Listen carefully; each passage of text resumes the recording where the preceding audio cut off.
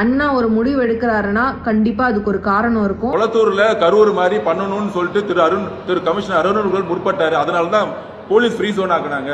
இந்த வீடியோ ஆதவ் அர்ஜுனா எலெக்ஷனுக்கு முன்னாடி பேசினது. எலெக்ஷனுக்கு முன்னாடி ஆதவ் அர்ஜுனா மட்டும் இல்லாம திரு என் ஆனந்த், டிவிகேவை சேர்ந்த நிறைய பேர் இந்த அலிகேஷன் வச்சிருந்தாங்க. அருண் ஐபிஎஸ் டிஎம்கேக்கு ரொம்ப ஃபேவரா இருக்காரு, ரிவெஞ்ச் எடுக்கிற மாதிரி நிறைய விஷயங்கள் பண்றாரு அப்படின்னு சொல்லியிருக்காங்க. இன்ஃபேக்ட் நம்மளோட சிஎம் விஜய் பாத்தீங்கன்னா எலெக்ஷனுக்கு முன்னாடி எலெக்ஷன் கமிஷனுக்கு அருண் ஐபிஎஸ் டிரான்ஸ்பர் பண்ண சொல்லி ரிட்டன் பெட்டிஷனே ஃபைல் பண்ணிருக்காங்க.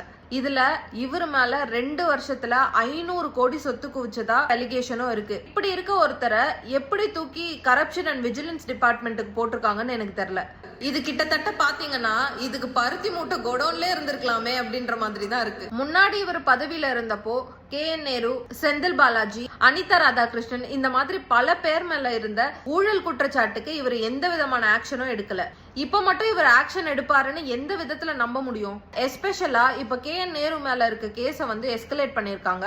அதுவும் எதனாலன்னு கேட்டீங்கன்னா இடி சைட்ல இருந்து பயங்கர பிரஷர். அவங்க இன்ஃபேக்ட் ஹைகோர்ட் வரைக்குமே இந்த கேஸை எடுத்துட்டு போயிட்டாங்க. அவரை பத்தி பேசினா கூண்டாஸ் போடுறது. For example Savukku Shankar arrest ஆன கேஸ்ல ஒன் ஆஃப் த மெயின் ரீசன்ஸா இவரை தான் சவுக்கு சங்கர் சொல்லியிருக்காரு.